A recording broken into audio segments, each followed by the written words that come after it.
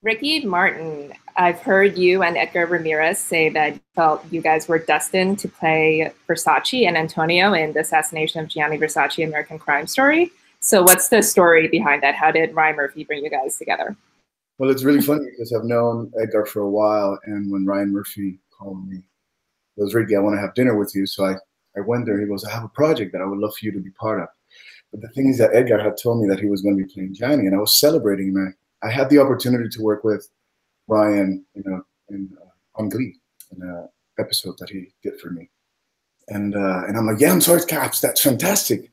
Whatever you need, let me know. Whatever. 2 weeks later, Ryan calls me and he tells me that he has a part for me.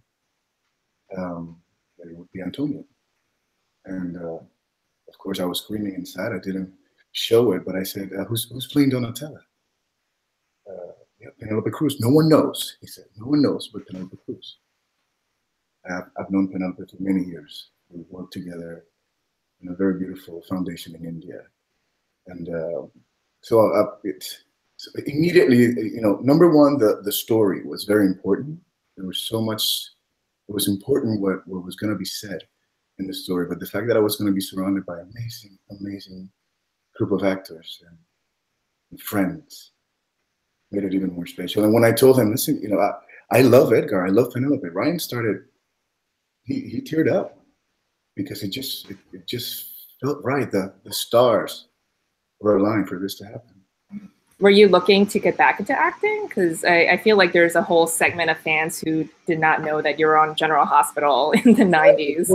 No. So, and part of this process, it's very important for me to let people know that the first time I did a TV series, I was 15 years old in Argentina. Then I moved to Mexico and I did theater and I did many TV series as well.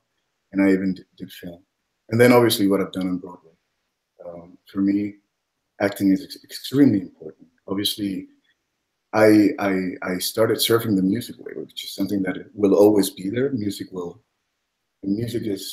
became my religion. Music was my medicine. And I need that immediate reaction of the audience. That's why, for me, acting in theater is so important. But there's something magical that was always there when it came to acting. And I always say, listen, I'm going to go back to acting the moment I have the opportunity to work with an incredible producer, amazing directors, and a great cast. You got to be careful with what you wish for because it's exactly what happened. And but more than anything, it's about this story. I think the story was full of injustice, homophobia, and when I'm trying to say this is very personal for me. I do this for my kids, for my family. And to create awareness and to create consciousness. At the end of the day, this is a story that could happen again. Mm-hmm. The fact that we're being so loud and direct to the audience and raw and real about this unfortunate crime, it's something very important. How familiar were you with the case in 1997, and not just with Versace, but Antonio, like your character? Because I feel like a lot of people know just Donatella and Gianni, but not the other victims that we covered in the show, and not a lot about Antonio either. So how much did you know beforehand? I thought I knew, but I knew nothing. And I'm sure half of the world. I used to live in Miami when this happened, and I was also. I was in fear. I was living in Miami, and we were all afraid to leave our houses because there was a criminal out in the streets, and obviously the devastation. I love fashion, and what Gianni did for the world of fashion was something amazing. It was hard. It was very hard to be part of it. But then again, obviously, once I know that I was going to be part of this project, I started reading and I had the opportunity to talk to Antonio himself. And I told him, Antonio, with all respect, I just want to shed some light into what you had with Gianni. I want to talk to you about your emotions. What were you feeling? And he was very generous. And I tell you, and I still get emotional because he went through hell. He went through hell. All of a sudden, what we could consider today his husband was not an option back then. of 15 years just left, and pretty much he was abandoned.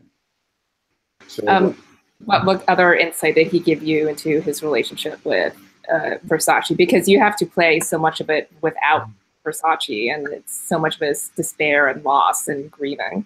yeah. You know, more than anything, I sat down and I said, Antonia, I'm gonna be a journalist, and I want you to please understand. I don't want to be intrusive, but in order for me to lift you up to where you belong, I need a lot of information. Obviously, as an actor, I get to keep secrets. I think is important because it's number one, is part of my technique, and number two, I think it's even though his life and his reality was so exposed, there are some things that I still need to keep because they were also his secrets, even when they were together. But it was very cathartic, even for him.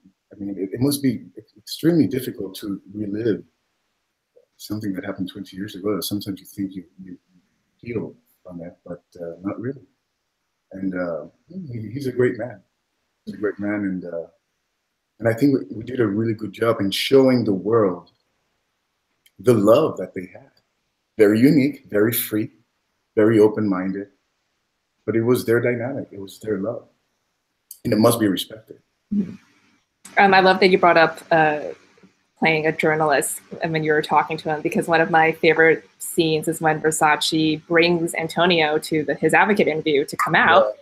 Yeah. And I feel like there are so many parallels between you and Versace and when you came out in 2010. So what was that like for you shooting that scene and just the show in general? Because it's the message of it is this internalized homophobia and how, you know, Andrew went on this killing spree when he could have been stopped much earlier.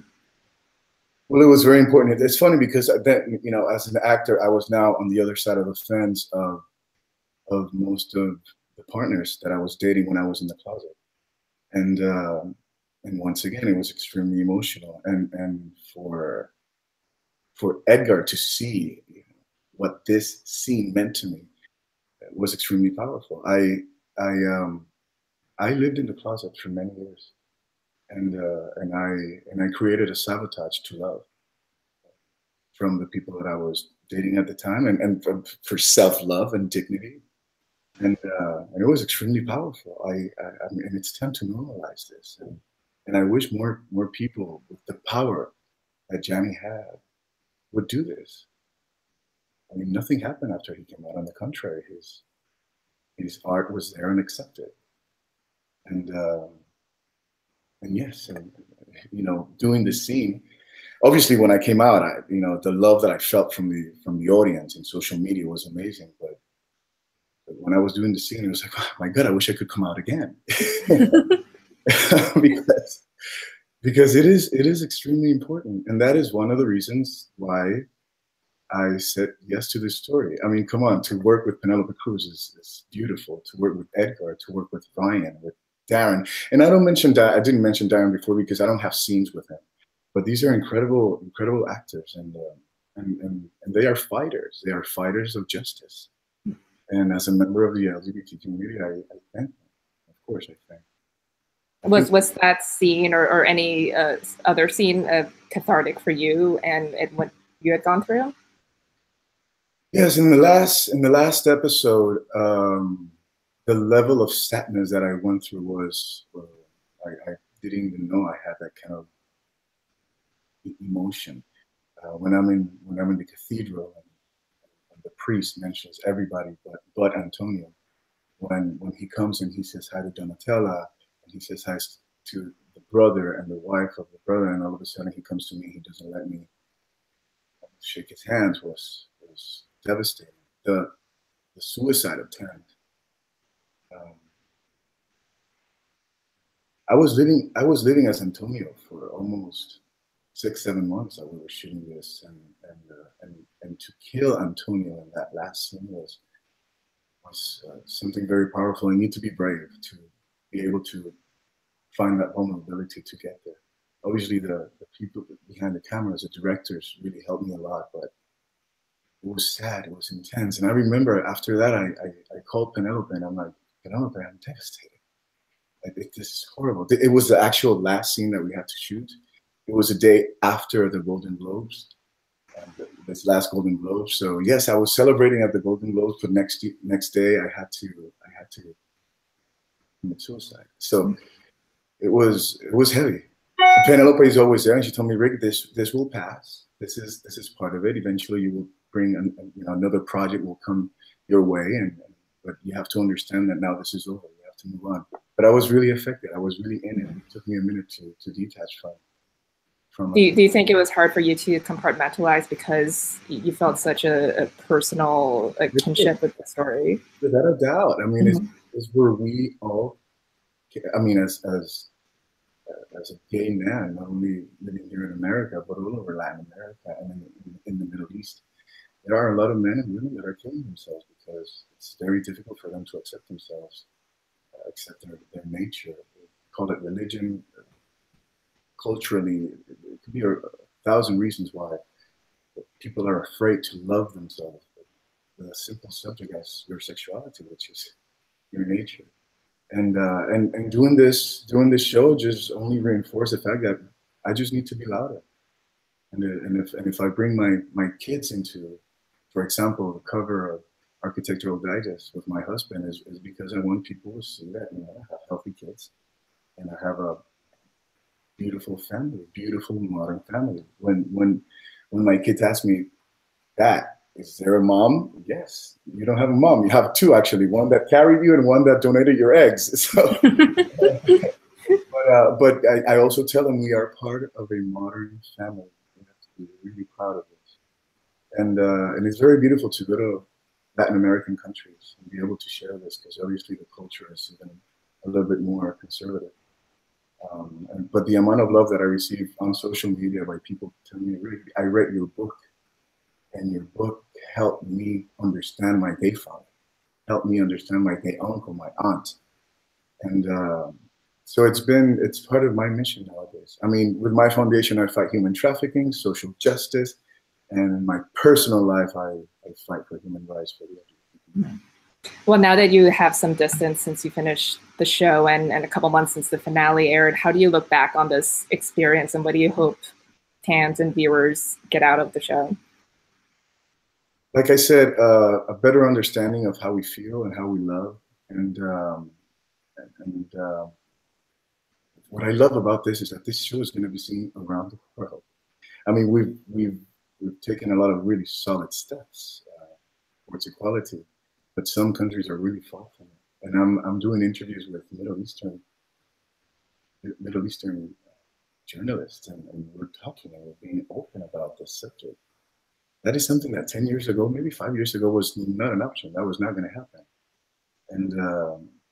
And once again, the power of journalism, the people that are the journalists, the way they've been writing about the show, it's something that lifts me up. What is going to come after it? I still don't know. I still don't know because still there's a lot of people that haven't seen it in different parts of the world. But I'm sure it's going to be nothing but positivity. Have you talked to Antonio since the show premiered? Has he seen the whole thing? And if he has, like, what are his thoughts on it? You know, I don't even want to. He would call me, but maybe part of his process is not seeing this. But I heard of a friend that told me that he hasn't seen it, and I don't want to call him and say, "Hey, what did you think?" Because maybe he liked it, maybe he didn't, maybe it was too close for him. I remember that he said, "Ricky, you know, I saw the pictures, the paparazzi shots of you holding Gianni in front of his house, and you know that never happened, Ricky. I was not allowed to touch him." And I said, "Well, you know, I told him we're not creating a photo. We're creating a painting. And when it comes to a painting, we can add so many colors and layers. And obviously, when you're there in the shot and you're acting, I just yelled at Ryan, Ryan, please let me hold him. I cannot walk around him. I just need to hold him." And I asked Edgar. Edgar, he said, "Okay, if I hold you, because this frustration, this is it's really painful. I need to feel you."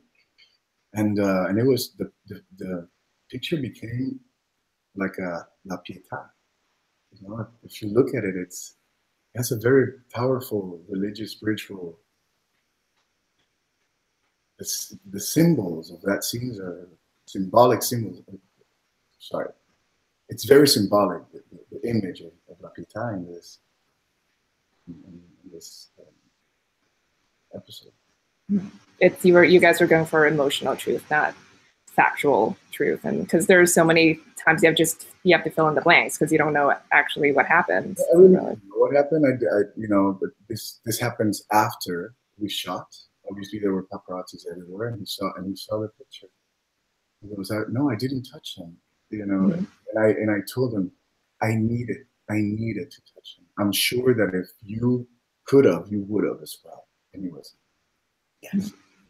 But then again, he also said, Ricky, you know, you were walking. I saw a picture of a paparazzi that you were walking with a very green shirt. I would never use green shirt. That's blasphemous. I would never use green shirts. I was always wearing dark shirts. And I'm like, hey, you know what? There's poetic license. And obviously there's a color palette that Ryan was playing with. But I think it was beautifully shot. I mean, oh, it was gorgeous. Yeah. That first episode, those first 5 minutes, it's really beautifully intense. And then obviously at the end, you know, the church, the lost, Donatella telling Antonio, I'm sorry, you gotta go. This is it for you. It's time to say goodbye. I just think about it and I relive it all. Yeah. Lastly, now that you've done another Ryan Murphy production, you know, it's a bigger project than Glee. So can we see another collaboration between you guys? Like you're in his acting repertoire now. If Ryan calls, I'll drop anything. The opportunity to work with him, how he challenges you on set is something that is addictive. And of course, I mean, I'm going to say this because he made it public already. Yes, he's thinking of a project for me in the near future. But nothing concrete yet that you can announce. Let's just say that we'll talk about it after June. Okay. All right. Well, then we'll be counting down the days then. Oh my God, I cannot wait. I cannot. All right. Well, Ricky, thank you so much for your time, and we can't wait for that new project, whatever it may be. Oh my gosh. So I'll keep you posted, definitely. Thank you. Love and light. Bye-bye.